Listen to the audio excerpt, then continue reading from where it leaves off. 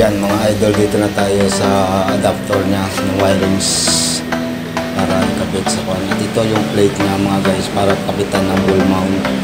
At saka dito tayo sa gagawin nilang kapitan ng reserva. Ayan, yung bar na yan, yung itim, kapitan po ng reserva yan. At saka dito tayo sa wirings din dito sa unahan. Makikita nyo panibagong linya yan mga guys, mga kapulukoy.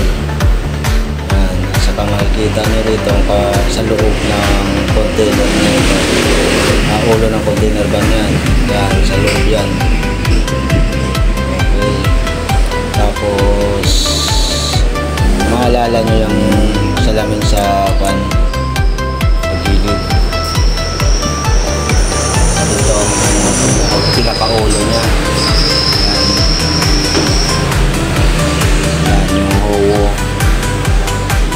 Tapos yung bolt mirror na yan para makita mo sa unahan, yan ang dapat titingnan. Tapos dito maliban sa side mirror sa kanan, mayroon pa rito sa salamin dito sa dash yan para makita mo ang gulong mo rito kung may mga sumilit ng mga motor. Kahit maputla kami sa video. Tapos yan ang kabuuan niya.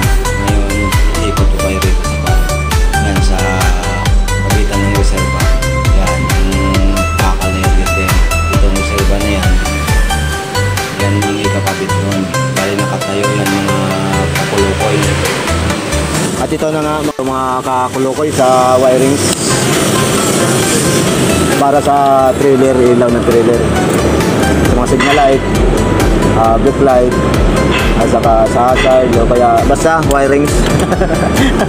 Ito mga guys, yan mula kanina yung sa harap kung nakita nyo, itong kaibigan natin si Mark.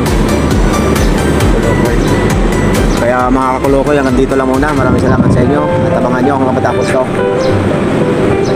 Love you at saka advance happy Valentine's birthday. Ba't pwede birthday? Valentine's na pala. Valentine's. Bukas ay araw na ng Valentine's. Araw na patay. Patay na puso. Patay daw na puso. Nako. Saan tayo ngayon sa Valentine's? Ito lang. Takas. Ang gagawin natin. Hindi na naman sila doon.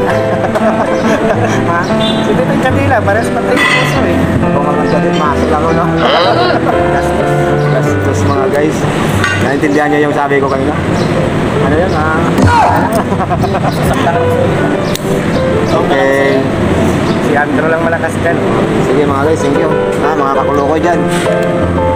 Si paring Andrew lang malakas dyan. Abangan nyo pag natapos to. Maraming salamat sa inyo. Support ka. Yan pogi ng taga-pano.